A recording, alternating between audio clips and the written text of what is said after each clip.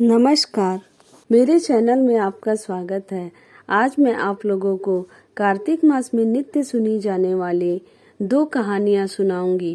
पहले एक बूढ़े व्यक्ति और उसकी 7 बहुओं की कहानी सुनाऊंगी और दूसरी 4 चिड़ियों की कहानी सुनाऊंगी, जो कि कार्तिक पूर्णिमा के दूसरे दिन तक सुनी जाती है।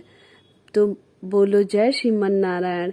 आप लोग वीडियो को स्किप न करें और मेरी दोनों कहानी ध्यान से सुने। पहले मैं आप लोगों को 4 चिड़ियों की कहानी सुनाती हूँ। बोलो जय श्रीमन नारायण। इस कहानी को कार्तिक पूर्णिमा के अगले दिन पड़वा को सुनते हैं। आटे से घर बनाते हैं और आटे के चिड़ा चिड़ी बनाकर घर के बीचों बीच रखते हैं। उन्हें कपड़े पहनाते हैं और आटे के घर में घर का सारा सामान रखते हैं। चिड़ा और चिड़ी को खील बताशे का भोग लगाते हैं। इस दिन खिचड़ी बनाते हैं और आम का अचार रखकर ठाकुर जी को भोग लगाकर खुद भी प्रसाद खाते हैं। 4 चिड़िया थी। चारों कार्तिक मास में कार्तिक नहाती थी। पड़वा के दिन चारों चिड़ियों ने सोचा कि चलो खिचड़ी बनाते हैं। एक चिड़िया चावल ले आई, एक चिड़िया दाल ले आई, एक चिड़िया घी ले आई और एक चिड़िया नमक ले आई। सबने मिलकर खिचड़ी बनाई। सबने सोचा कि पहले नहा लिया जाए तब खिचड़ी खाते हैं। सब चिड़िया नहाने चली गईं। पहले एक चिड़िया आई, उसने बहुत जोर से भूख लगी थी। बाकी चिड़िया अभी आई नहीं थी तो उसने खिचड़ी की भाप खा ली। दूसरी चिड़िया आई तो उसने पानी पी लिया। तीसरी चिड़िया ने खिचड़ी खा ली। चौथी चिड़िया आई तो उसने खुरचन खा ली। चारों चिड़िया मर गईं। जिस चिड़िया ने भाप खाई थी वह राजा के घर राजकुमारी बनी। जिस चिड़िया ने पानी पिया था वो कुम्हार के घर पैदा हुई। जिस चिड़िया ने खिचड़ी खाई थी उसने ब्राह्मण के घर जन्म लिया और जिस चिड़िया ने खुरचन खाई थी वो हथिनी बनी। कुम्हार की लड़की राजा के यहाँ दासी बनी। ब्राह्मण की लड़की राजकुमारी की सहेली बनी। हथिनी भी राजा के यहाँ ही थी। राजकुमारी को अपने पिछले जन्म की सारी बातें याद थी। जब राजकुमारी की शादी हुई और वह विदा होने लगी तो राजा से बोली कि पिताजी, मैं अपने साथ अपनी सहेली और दासी को भी ले जाऊंगी। राजा ने ठीक है, ले जाना। राजकुमारी ने कहा कि पिताजी, मुझे हथिनी भी चाहिए। राजा ने कहा अच्छा ठीक है, ले जाओ। राजा ने अपने नौकर भेजे कि जाओ हथिनी को ले आओ, लेकिन हथिनी उठी ही नहीं। तब राजकुमारी खुद उसके पास गई और उसके कान में पिछले जन्म की बात कही, जिसे सुनकर हथिनी तुरंत उठ गई। राजकुमार यह सब कुछ देख रहा था। उसने कहा कि तुम कौन हो और हथिनी के कान में क्या कहा, जिसको सुनकर हथिनी खड़ी हो गई। राजकुमारी ने कोई जवाब नहीं दिया। राजकुमार ने कहा कि सच सच बता दो, नहीं तो तुम्हारा सर काट दिया जाएगा। तब राजकुमारी ने राजकुमार को पिछले जन्म की सारी बातें बता दी। राजा ने भी सारी बातें सुनी और कहा कि अगर कार्तिक स्नान का इतना महत्व है तो हम भी जोड़े से कार्तिक स्नान करेंगे और खूब दान पुण्य करेंगे। बोलो जय श्रीमन नारायण। अब मैं आप लोगों को एक बूढ़े व्यक्ति और उसकी 7 बहुओं की कहानी सुनाने जा रही हूँ। बोलो जय श्रीमन नारायण। एक समय की बात है। किसी नगर में एक बूढ़ा व्यक्ति रहता था और उसकी 7 बहुएं थीं। एक बार कार्तिक का महीना आया और उसने अपने बहुओं से कहा कि मैं कार्तिक का स्नान करूंगा, क्या तुम इसे निभा दोगी? 7 में से 6 बहुओं ने मना कर दिया, लेकिन बड़ी बहू ने कहा कि मैं निभा दूंगी। बूढ़ा हर रोज सुबह उठता और नदी पर स्नान कर घर आता। गीली धोती को वह बड़ी बहू के आंगन में सुखा देता।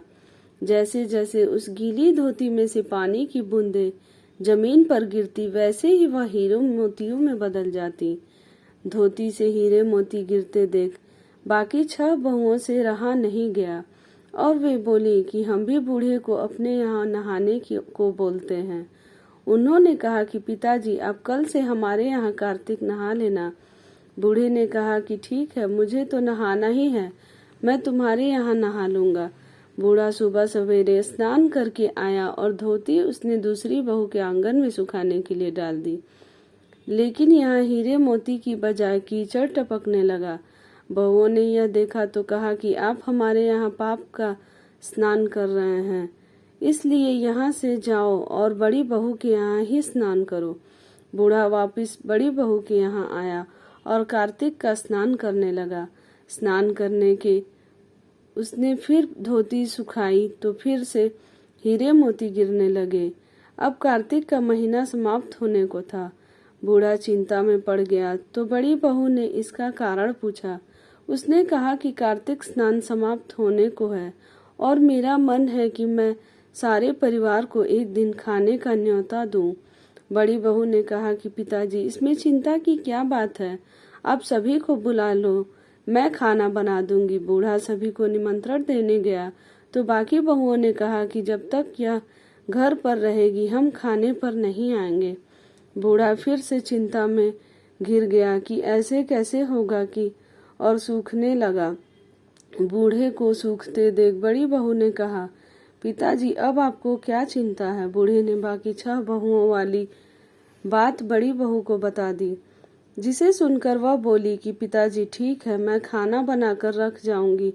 और उसने वैसा ही किया, खाना बनाकर रख दिया और अपने लिए 4 रोटी निकाल कर खेत पर चली गई। इधर 6 बहुओं ने खाना खा लिया, लेकिन जाने से पहले बाकी बचे खाने में कंकड़ पत्थर डाल गई कि बड़ी बहू आएगी तो परेशान होगी। इधर खेत में बैठकर बड़ी बहू कहने लगी कि राम जी की चिड़िया, राम जी का खेत, चुग लो चिड़िया भर भर पेट। मेरे ससुर ने घर में जगह दी है और मैंने खेत में चिड़िया को बाजरा डाल वह घर आ गई। घर आई तो बूढ़ा फिर उदास बैठा था। उसने फिर पूछा कि यह उदासी क्यों? सब ठीक ठाक निपट गया ना? वह बोला कि हाँ, सब ठीक निपट गया, लेकिन वह तेरी देवरानियां बाकी बचे खाने में कंकड़ पत्थर व मिट्टी डाल गई। बहू ने कहा कि कोई बात नहीं पिताजी, मैं तो अपने लिए 4 रोटी फिर बना लूंगी। बहू बूढ़े से बात कर घर के भीतर जाकर खाने को देखती है, लेकिन वह देखती है कि जिस खाने में वह सब कंकड़ पत्थर डालती हैं वह हीरे मोती में बदल गए हैं। घर की जगह महल खड़ा हो गया है और धन दौलत से भर गया है। अन्न के भंडार घर में भरे पड़े हैं। वह बूढ़े को बुलाकर कहती है कि पिताजी, आपने तो कहा था कि मेरे लिए कुछ नहीं बचा है, लेकिन यहाँ तो हीरे मोतियों से के भरे भंडार हो गए हैं।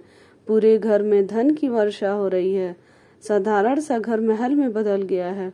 बूढ़ा सब चीजें देखकर बोला कि बेटी, तुमने सच्चे मन से कार्तिक स्नान सच्चे मन से निभाया है, इसलिए बाकी बहुओं ने पापी मन से इसे निभाया।